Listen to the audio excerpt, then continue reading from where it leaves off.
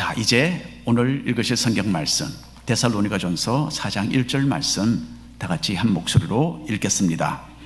그러므로 형제들아, 우리가 끝으로 주 예수 안에서 너희에게 구하고 권면하노니 너희가 마땅히 어떻게 행하며 하나님을 기쁘시게 할 수 있는지를 우리에게 배웠으니 곧 너희가 행하는 바라 더욱 많이 힘쓰라. 아멘. 부르심의 소망이라는 제목으로 오늘 하나님의 말씀 함께 생각해 보자 합니다. 우리 부부는 1990년도 여름에 처음으로 인도 땅을 밟았고요, 거기서 단기 선교사로 일을 했습니다. 그때 우리는 20대 중반의 젊은이였고요, 아직 결혼도 하지 않은 싱글들이었어요. 둘 다. 2달 동안 계속되었던 이 선교 사역 기간 동안에 우리는 서로를 향한 깊은 이해를 가지게 되었고, 그 후에 미국으로 돌아와서 결혼을 했습니다. 나중에는 그리고 인도에 다시 돌아가서 장기 선교사로 사역을 했었습니다.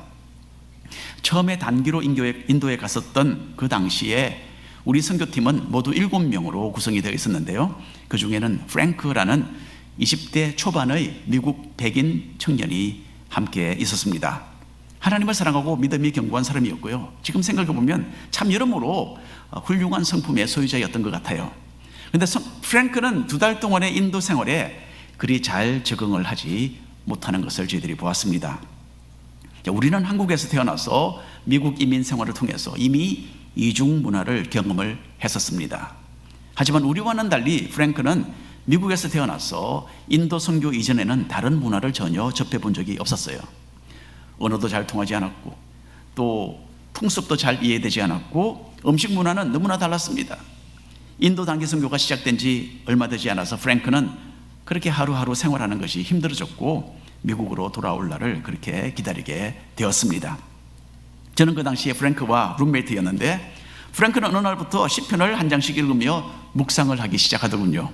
근데 특이한 것은 시편을 거꾸로 읽는 겁니다. 하루에 한 편씩 시편을 읽기는 했는데 순서를 뒤에서 앞으로 읽고 있었어요. 그래서 오늘 시편 50편을 읽으면 그 다음 날은 49편을 읽고, 또 그 다음 날은 48편, 이렇게 거꾸로 읽는 거예요. 왜 그렇게 하느냐 물어봤더니 대답이 참으로 특이했습니다. 미국에 돌아갈 날을 카운트다운 하는 것이라고 그렇게 말을 했어요. 오늘은 시편 45편을 읽었는데 앞으로 45일이 지나면 미국에 돌아갈 수 있다, 그렇게 설명을 하는 거예요. 저는 그 당시에 프랭크가 경험하고 있던 그 문화적인 고충을 잘 이해하지 못했던 것 같아요. 저는 개인적으로 언어에 관심이 많았습니다. 그래서 그 지방 언어를, 또 그 지방 글자를 익혀서 간판을 읽고 그렇게 하기 시작했어요. 그리고 옛날 어린 시절에 한국에서 성장할 때에 보고 자랐던 그 환경과 문화를 인도 상황과 비교하면서 참 흥미진진한 그런 나날을 보내고 있었습니다. 그래서 저는 프랭크가 왜 그렇게 힘들어하고 그렇게 비참한 방법으로 시편을 묵상해야 하는지 좀 이해가 가지 않았어요. 미국은 좀 까마득하게 잊어버리고 이곳 문화에 잘 적응해서 사역을 하면 되는데 왜 이렇게 좀 더 성숙하지 못할까? 그렇게 좀 정죄하는 그런 마음도 있었던 것 같아요. 그런데 뒤돌아보면 제가 그 당시에 참 이해심이 부족했고 또 성숙하지 못했다라는 그런 느낌을 가지게 됩니다. 저와는 달리 프랭크는 인도에서 문화적으로 답답하고 힘든 그 시간을 성경을 묵상하면서 이겨내려고 그렇게 발부둥치고 있었던 거예요. 시편을 읽고 묵상하면서 자신의 어려움을 달래고 하나님을 의지하려고 그렇게 애를 썼습니다. 그리고 매일 선교 사역에 임하면서도 하루하루 카운트다운 하면서 본국으로, 미국으로 돌아올 그날을 그렇게 소망하고 있었던 것입니다. 어떻게 보면 우리 성도의 삶이 모두 이와 같지 않을까? 어떤 면에는 그렇게 생각을 합니다. 하나님께서는 우리 인간에게 영혼을 사모하는 마음들을 주셨어요. 우리에게 이 세상에는 영구한 그런 집이 없잖아요. 다만 이 세상을 우리는 나그네로 살아가고 있습니다. 우리는 하나님께서 예비해 두신 영원한 집을 소망하면서 하루하루를 믿음으로 성실하게 살아가도록 부르심을 받았다라는 것을 오늘 읽는 성경 말씀이 교훈을 해주고 있습니다. 자, 1번 우리가 함께 읽어보겠습니다. 거룩함으로 부르심. 사도 바울은 자신이 3주 동안 짧은 선교 기간을 통하여 세운 데살로니가 교회에 대한 염려가 있었어요. 그래서 바울은 자신의 동역자 디모데를 파견해서 데살로니가 교회의 상황을 살피도록 했습니다. 이제 디모데가 돌아와서 데살로니가 교회가 믿음 안에 견고하게 서 있습니다라는 그 소식을 전해 듣고 바울은 넘치는 감사를 하나님께 드렸던 것을 우리가 지난주에 함께 읽어보았습니다. 함께 우리가 다시 한번 읽어본다면 데살로니가전서 3장 9절 10절 말씀입니다. 우리가 우리 하나님 앞에서 너희로 말미암아 모든 기쁨으로 기뻐하니 너희를 위하여 능히 어떠한 감사로 하나님께 보답할까? 주야로 심히 간구함은 너희 얼굴을 보고 너희 믿음이 부족한 것을 보충하게 하려 함이라. 너희를 위하여 능히 어떠한 감사로 하나님께 보답할까? 사도 바울은 데살로니가 교회에 대한 희소식을 듣고 이렇게 참 애매한 말을 합니다. 너희를 인하여 어떠한 감사로 하나님께 보답할 수 있을까? 우리가 잘 아는 콩글리시로 이런 말이 있잖아요. How much thank you I don't know. 얼마나 감사한지 모르겠습니다. 이 말 아닙니까? 바로 이것을 사도 바울이 지금 말하고자 하는 겁니다. 바울의 감사와 기쁨, 이런 마음은 다시 한번 데살로니가 교회를 방문하고 싶은 그런 간절한 마음을 가지도록 했습니다. 사도 바울은 성도들의 얼굴을 대하여 보면서 그 가운데 믿음의 어떤 부족한 부분들을 발견하고 채워주기를 간절히 원했습니다. 하지만 그 당시의 상황은, 사도 바울의 상황은 이런 방문이 가능하지 않았어요. 그래서 바울은 이렇게 편지를 통해서 데살로니가 교회 성도들의 믿음의 부족한 부분들을 보충하고자 하고 있는 것입니다. 오늘 본문 말씀 데살로니가전서 4장 1절 말씀을 다시 한번 읽겠습니다.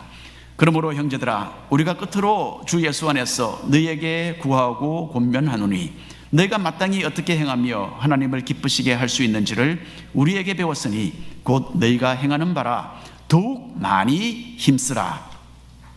데살로니가 성도들은 사도 바울이 처음 방문했던 그 짧은 기간 동안 이미 신앙생활의 중요한 기초를 다 터득한 상태였어요.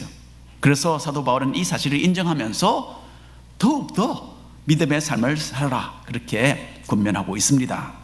자, 우리가 처음 예수님을 믿고 나서 신앙의 연륜이 조금씩 쌓여갈수록 조심해야 할 부분이 하나 있어요. 성경과 믿음 생활에 대해서 이제는 잘 안다라고 생각하면서 이 정도면 됐다라는 그렇게 생각하는 위험이 도사리고 있는 것입니다. 성경 공부 나 이미 그거 해봤어. 제자 훈련 나도 이미 졸업했지.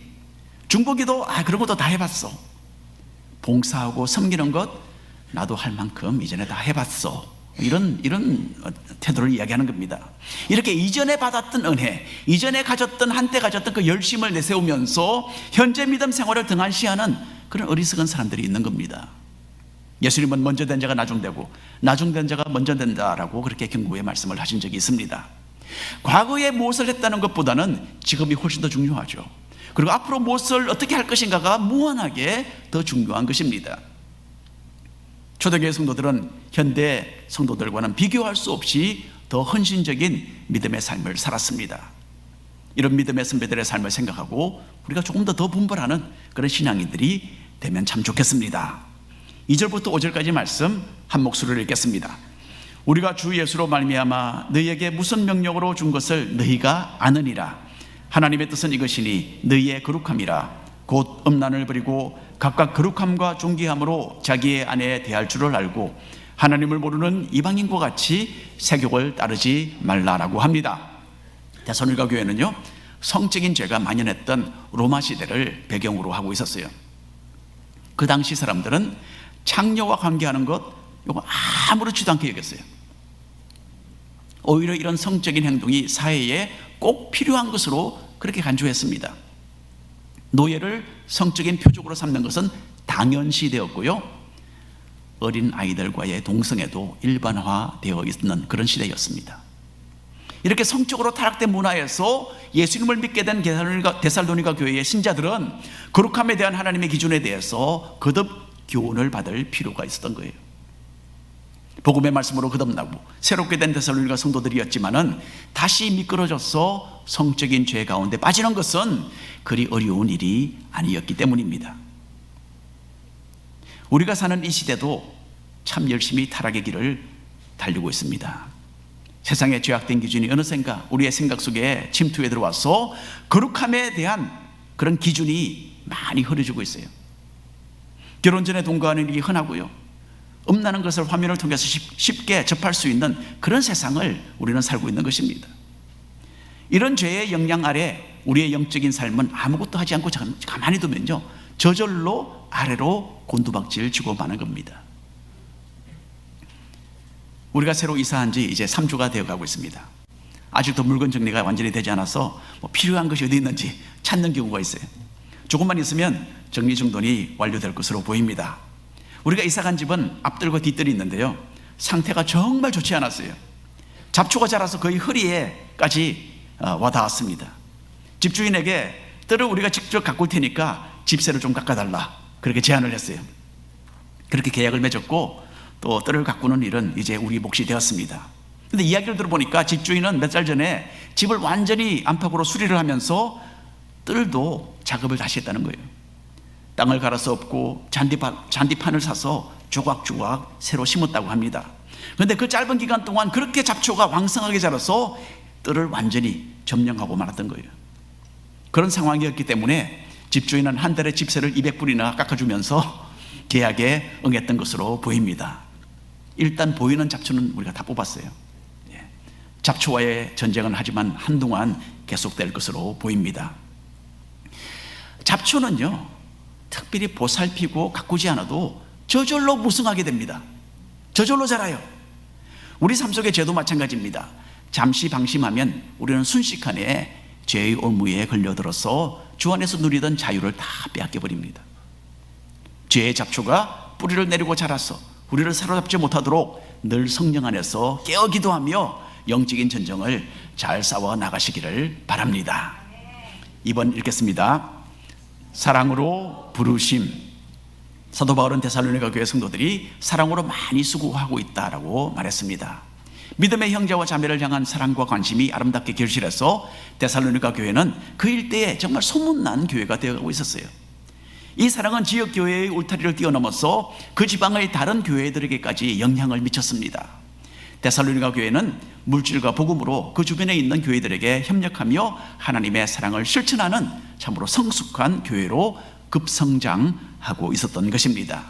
9절과 10절 말씀 한 목소리로 읽겠습니다. 형제 사랑에 관하여는 너희에게 쓸 것이 없으면 너희들 자신이 하나님의 가르침을 받아 서로 사랑함이라. 너희가 온 마게도냐 모든 형제에 대하여 과연 이것을 행하도다. 형제들아 권하노니 더욱 그렇게 행하라고 합니다.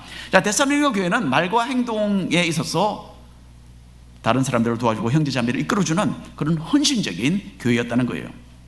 그래서 사도 바울은 자신이 여기에 대해서 크게 더 할 말이 없다라고까지 말합니다.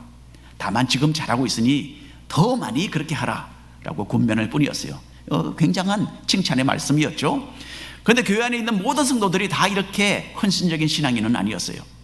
그 중에는 성도 간에 베푸는 사랑을 그냥 받아먹기만 하고 자기 스스로는 베풀지 않고 있거나 아니면 또는 그냥 다른 사람이 주는 것에 의존해서 사는 그런 사람들도 있었다는 거예요. 사도 바울은 이런 나태한 태도를 따끔하게 지적하고 바로잡고 있습니다. 11절 12절 말씀입니다. 함께 읽겠습니다. 또 너희에게 명한 것 같이 조용히 자기 일을 하고 너희 손으로 일하기를 힘쓰라. 이는 외인에 대하여 단정히 행하고 또한 아무 궁핍함이 없게 하려 함이라. 사도 바울은 이런 성향을 보이는 사람들에게 이전에 이미 교훈을 했다라고 합니다. 하지만 이런 나태함이 고쳐지지 않았기 때문에 이제 다시 한번 엄격하게 야단을 쳐야 할 필요를 느낀 것 같습니다. 그래서 자신의 일을 책임감 있게 잘해나가고 불신자들이 보기에도 책 잡힐 것이 없도록 해서 복음의 문을 막지 말아야 한다, 그렇게 가르치고 있습니다. 100년 전에 파레토라는 유명한 경제학자가 있었습니다. 이 사람은 유명한 파레토 법칙을 발견한 사람이에요.